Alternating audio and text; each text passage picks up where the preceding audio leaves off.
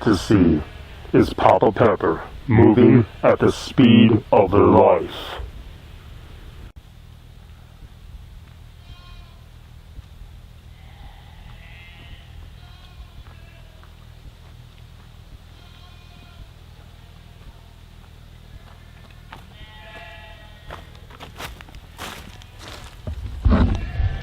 Yeah guys, that's my speed of life today, for the new year.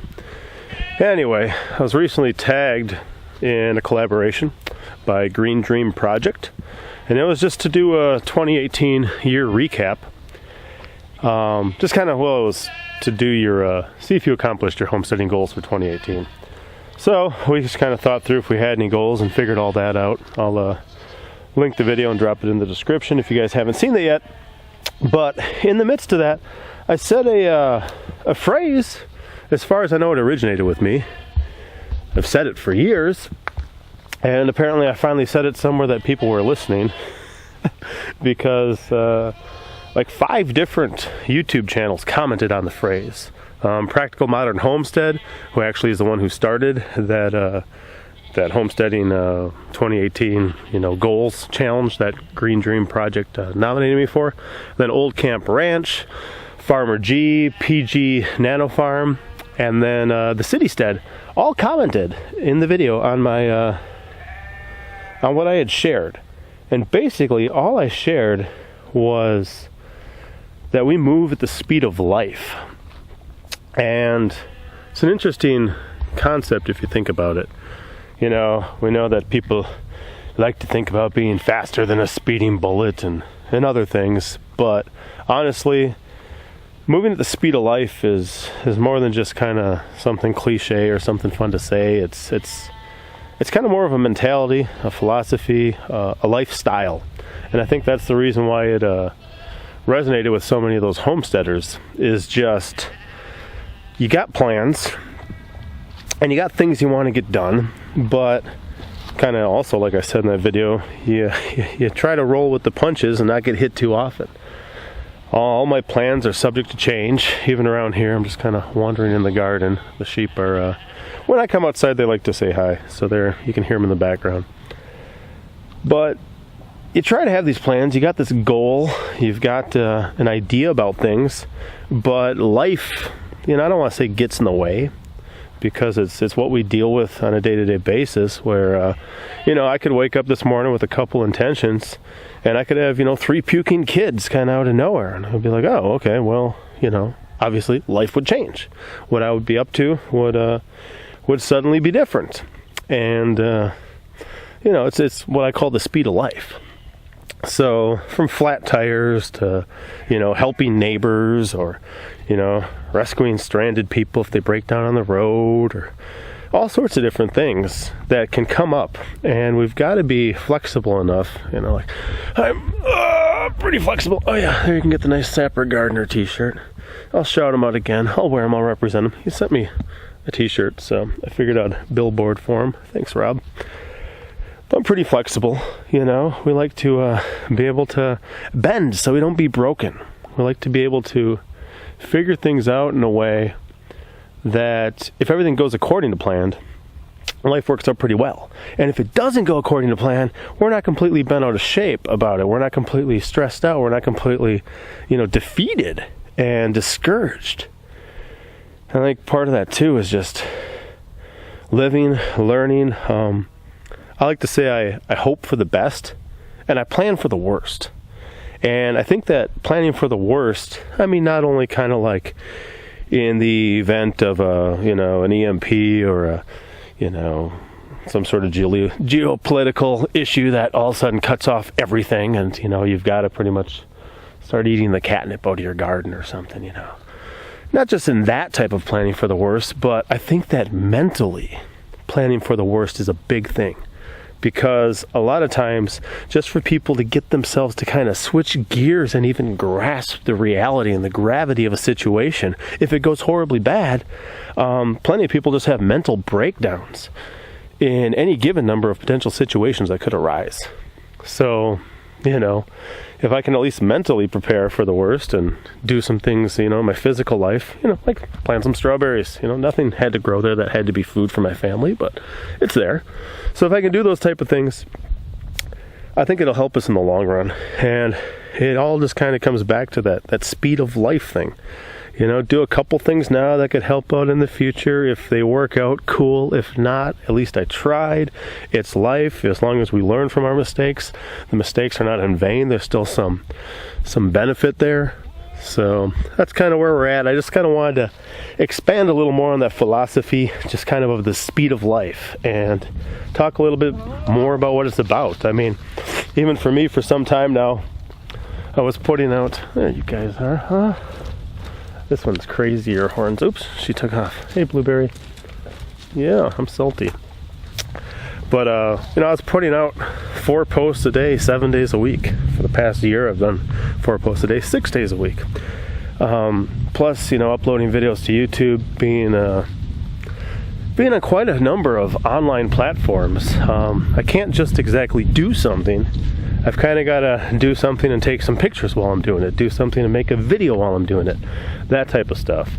So it changes my speed of life to that which, you know, your average offline, not off-grid, but offline homesteader wouldn't exactly do, because they wouldn't exactly be documenting everything in the same way that, you know, I've learned to these days, and I've adjusted my speed of life to accommodate for that. So at the end of the day, and I'm really looking forward to the kind of 2018 goals video from Old Camp Ranch, because he says he's got some pretty serious thoughts about some things, and says he thinks similar to me in some ways. So we'll see what that's like. But to me, at the end of the day, I know a lot's got to get done around here. I know if it gets done, I'm going to be the one doing it for the most part. And you know, got my 5-year-old, my oldest boy, Monster Truck. He helps me a lot, and all the kids help. But at the end of the day, if something got accomplished, I'm going to be happy. You know, and even if something didn't get accomplished, but the kids all learned something, everyone's healthy, nobody got seriously hurt, and we're able to enjoy some meals together. I mean, is that not enough for me to be grateful for? Is that not enough for me to appreciate? Is that not enough for me to sit down at the end of the day and say, today was a good day? You know, today was a good day. So, yeah, I mean, that doesn't look very nice. There's a pile of junk there. I've got a lot to do, and I'll get to it, but I'll get to it at the speed of life. So that's just a little bit about that. And then also, recently I was asked a question about why I always wear sunglasses. And interestingly, the video we did about our 2018, you know, just kind of homesteading goals was recorded after the video that I just uploaded about arranged marriages with our sheep and goats. And I didn't wear sunglasses for the arranged marriages one, and not for this one either. And as far as why I wear them, a lot of times I'm tired. You know, I'm getting older, approaching 40. If I don't sleep much or well, you know, I'll look kind of more like this. It's not that I have some sort of like Clint Eastwood type eye thing going on. But also, next to my, here's the camera. Next to my camera is a little window that shows me what the view is. So if I'm constantly kind of making sure I've got a good view, I'm going to be looking over here the whole video, and you guys are going to be like, what's this guy looking at the whole video? Rather than, hey, what am I looking at? I'm looking at you guys. Not really, but I'm looking at the camera, which makes it give the impression when you watch on your screen that I'm looking at you. But with sunglasses on, you don't know that. Also, like if I've got some notes, like I want to shout out, you know, and talk about, hey, Practical Modern Homestead, Old Camp Ranch, Farmer G, the Citystead, and PG Nano Farm. They're the ones who commented on my speed of life thing that I mentioned, and they all just caught it in like a, you know, I don't know, it was like an 11-minute video. And I said that in there once, but it resonated with each and every one of them. But if I've got these notes, you know, over here off to the side, and I'm like, oh yes, and a big thank you to Practical Modern Homestead. I'm going to look as, you know, dumb as a politician or newscaster, you know, reading the teleprompter off to the side. So that's part of why the sunglasses are there. It's not just to look cool, because sunglasses aren't going to make me cool. Those sunglasses are going to be cool because I'm wearing them. Anyway, one last thing I wanted to kind of, for those of you who are still with me at this late in the game on this video, what we have is an opportunity here as we share our videos too, and I'm kind of speaking more to the YouTube crowd, but anyone else who's out there. And the thing is that we know that gaining followers and being exposed to other people and having other people exposed to us kind of keeps things growing, keeps things moving, keeps introducing us to new people, making new relationships and stuff like that. And one of the things that I know on Steemit, I realized a long time ago, is that anytime I mention other people on Steemit, I'm really giving them free advertising. Right, Sapper Gardner? Okay. He's not on Steemit, but free advertising. And one thing I came across as I actually kind of got into YouTube more, and it really kind of came around the time I finally hit like 1,000 subscribers and finally was, monetized and stuff. And I'm like, wow, there's really something here, kind of on a whole nother level. Because for a long time, initially I just kind of created the YouTube account to have somewhere to store videos to share on Steemit, and it wasn't even, a focus of mine, being on YouTube. Where now I'm trying to kind of more make connections and enjoy people in that community, kind of the way that I have in Steemit. One thing I realized early on Steemit was the free advertising, and then I actually met Bobblehead Homestead over on Steemit, and things were going a lot better for him over on YouTube, so he kind of invested his time and effort there and kind of fizzled out of the Steemit community. But when I ran into him on YouTube, I realized, he gives some shout outs and stuff. He uses his channel as a way to give some free advertising to other channels, to make introductions from his subscribers and his viewers to some people they may not know that they may also appreciate. So I definitely appreciate him. At least, 3 people show up out of nowhere like, hey, came over here from Bobblehead, and I'm like, whoa, what just happened? I went and checked out something, like, man, that's so cool.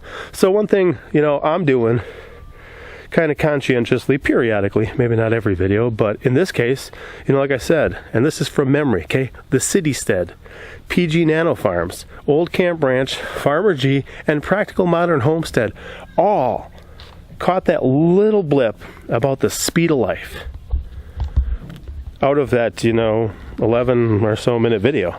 So I'm going to put all their channels in the description. Many of you guys will probably know all of them or most of them. And for those of you who don't know any of them or only some of them, check out the other ones. Tell them Papa Pepper sent you. And we'll give them a little bit of a promo here for like the 3rd time, besides Rob from Sapper Gardner. So guys, that was that. Just wanted to kind of talk a little bit more about the philosophy, about living life at a different pace. When I do things on my property, trust me, I'm not punched in. And even being punched in for a job, you just kind of got to serve your time. It's not task oriented, it's time oriented. But I can do things at a different speed, and in the end accomplish something in a way that I'm comfortable with. And like I said, part of it's mental. Just okay, we're going to take things at a different speed. What happens eventually. We'll get there. Papa out. As always, I'm Papa Pepper, and I'd like to remind you, don't post for free. If you'd like to be part of a revolution in social media, an economic power to the people where users can actually blog for cryptocurrency, then I'd recommend that you check out steemit.com and join the revolution. Papa out.